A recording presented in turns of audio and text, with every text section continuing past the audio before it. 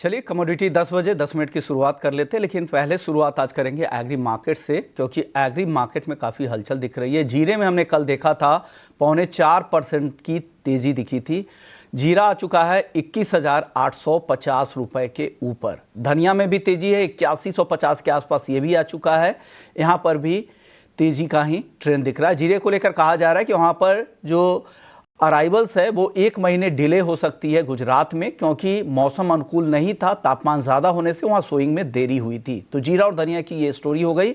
हल्दी में मुनाफा वसूली जारी है, क्योंकि अराइवल्स में लगातार सुधार दिख रहा है, उसका दबाव है। अराइवल्स के जो सीजन होते हैं वहाँ पर आमतौर पर एग्री कमोडिटीज़ में, ज़्यादातर कमोडिटीज़ में गिरावट दिखती है, अगर बहुत ज़्यादा चिंता ना हो। अब बात करते हैं ग्वारसीड ग्वारगम, जहां पर 1% के आसपास की कल की तेजी दिखी थी। आज शुरुआत हुई है सुस्ती के साथ, 10,200 के ऊपर है ग्वारगम का वायदा और 5,350 के ऊपर है ग्वारसीड का वायदा। कैस्टर में भी धीरे धीरे खरीदारी बढ़ती जा रही है। 6,600 के ऊपर कैस्टर का वायदा भी अब पहुंच चुका है। यहां पर भी हाजिर डिमांड पहले से ज़्यादा बेहतर होती दिख रही है।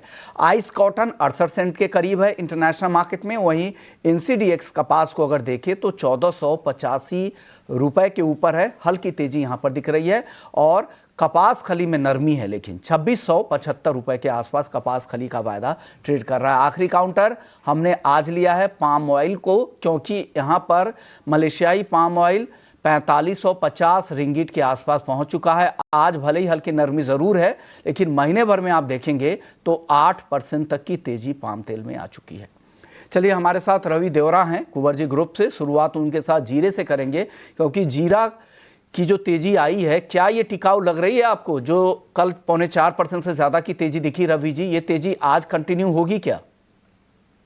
जब से कल ये सब जीरा को लेके न्यूज थे इन पर्टिकुलर, इस हिसाब से जो गर्मी बढ़ रहे हैं, मीन्स की जो शार्पली बढ़ी है, तो इस हिसाब से मार्केट को ऐसा है कि यील्ड शायद कम हो और ये कुछ अराइवल में डिले हो सकते हैं। हालांकि अभी इतना कुछ ज्यादा कंफर्मेशन इस रिगार्डिंग है नहीं। एंड आई थिंक कल 4% की तेजी इस हिसाब से भी दिखी थी कि वैसे जब ये डिलीवरी पीरियड में होते हैं तब वोलेटिलिटी ज्यादा होती है। मुझे लग रहा है कि 22,000 के ऊपर सस्टेन होना थोड़ा मुश्किल है, तो हाई लेवल पे वहां पे मुनाफा वसूली आएगी। बट इससे बेटर है कि आप टर्मरिक को बेचें, वहां पे थोड़े फंडामेंटल बेरिश है।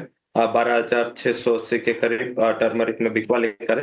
स्टॉप लॉस लगा 12,800 और 12,300 तक के लेवल आपको टर्मरिक में आते हुए दिख सकते हैं। और धनिया मुझे लग रहा है कि एक बेटर कमोडिटी हो सकती है। धनिया में ध्यान रखें, अराउंड 8120 के करीब बाई करें। स्टॉप लॉस लगा 8060। शॉर्ट टर्म यहाँ पे 8300 तक के लेवल आ सकते हैं। तो टर्मरिक में बिकवाली, वही धनिया में आई थिंक बाई करके चला जा सकता है। तो चलिए, तीनों ही मसालों पर आपने बता दिया कि क्या करना चाहिए, और आपको लग रहा है कि यहाँ पे हल्दी बेचने में ज्यादा फायदे का सौदा यहाँ पर आपको दिख रहा है। ग्वारसीड ग्वारगम की बात करते हैं रवि जी, ग्वारसीड ग्वारगम कैसा दिख रहा है आपको? 1% की कल तेजी दिखी थी, आगे क्या होगा? आगे ये जो दायरा है 300-400 रुपए का, ये इससे बाहर निकलेगा क्या?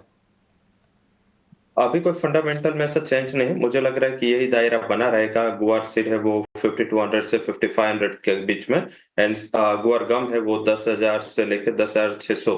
ये एक काफी सीमित रेंज है और ये रेंज हर महीने छोटी हो रही है, तो आई थिंक हिसाब से रिस्क भी बढ़ रहा है। बट यस, मुझे लग रहा है कि ये दायरा ही बना रहेगा। हालांकि कल के तेजी एंड जो ये महीने में प्राइसेस का एवरेज प्राइस पूरा देखे तो लास्ट महीने के कंपैरिजन में 150 से 200 रुपये ऊपर रहा है। तो मुझे लग रहा है कि थोड़े फंडामेंटल आई थिंक वहां पे इंप्रूव हुए, थोड़े प्राइस का सेंस इंप्रूव हुआ है गुआर सीड में। बाई करके चले गुआर सीड बाई करना है 5,350। Stop loss 5,300। टारगेट वुड भी 5,420। एंड गुआर गम में बाई करे 10,100 के करीब। 10,000 के नीचे स्टॉप लॉस लगाए। अपर से 10,400 तक के लेवल दिखने चाहिए। सोना चांदी सर बताइए, क्या हो रहा है यहाँ पर? लगातार तेजी का रुख है। एक फ्राइडे के सत्र में हमने देखा था एक बड़ी मुनाफा वसूली आई थी, लेकिन ट्रेंड काफी पॉजिटिव है। जो खरीदार है वो काफी कंफ्यूज है, उनको लगता है क्या करें इस भाव पर। अचानक जो तेजी आई है 6-7 हजार रुपए की सोने में, इससे लोगों को डर लग रहा है कि अब क्या करना चाहिए। आप गाइड करें उनको। जड़ से जो डर होना भी चाहिए। आई थिंक जिस हिसाब से फंडामेंटल में आप चेंज हो रहा है, पर्टिकुलर टैरिफ की अभी कोई कितना लगेगा इतनी कोई चर्चा नहीं हो रही, क्योंकि अभी रोज कुछ ना कुछ उसमें एडिशन या डिलीशन आ रहा है। आई थिंक आप भी देखे तो वो वेट भी कंसिडर करेंगे। ऐसे ही जो अगर नजरिया रहा तो हाई टैरिफ के चलते जो कॉमिक्स में बड़ी डिलीवरी लगी है तो शायद वो इस्तेमाल हो जाएगी। तो आई थिंक मुझे लग रहा है कि ये प्राइसेस इसको सेंस कर रहे हैं, अनसर्टेनिटी का फैक्टर यहाँ पे ज्यादा सेंस कर रहे हैं। सोने में बाय करें अराउंड 85,200, स्टॉप लॉस लगाए 84,800, टारगेट आएगा ऊपर 85,700। मेरे हिसाब से यहाँ पे जितना बने ट्रेड इंट्राडे रखे, ओवरनाइट जो चेंजेस एंड डेवलपमेंट है प्राइसेस में आगे 3 से 4 ट्रेडिंग सेशन में भारी वोलेटिलिटी हो सकती है। मार्केट वॉलेटाइल रहेगा, किसी भी ट्रेड को कैरी ना करें, ये सलाह रवि जी की तरफ से दी जा रही है। अगर बाई कर रहे हैं तो उसे कैरी ना करें, शाम के सत्र में उसे काट कर जरूर जाएं। क्रूड बताइए सर, धीरे धीरे फिर से तेजी हल्की दिख रही है, $75 के ऊपर है ब्रेंट का भाव। अब क्या करना चाहिए? कुछ ऑप्शंस के ट्रेड हैं क्या? पुट खरीदना चाहिए इस करंट भाव पर?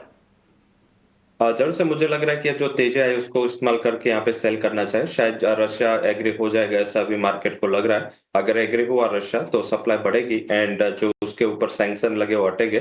तो मेरे हिसाब से एक प्राइसेस में बिग वाली ट्रिगर हो सकती है। और 240 के टारगेट के लिए 6200 का पुट बाय करें, स्टॉप लॉस 110 का लगाए। आखिरी सवाल, बेस मेटल्स में आज अगर कोई एक काउंटर चुनना हो दिन के लिए, बताएं क्या है टॉप पिक आपकी?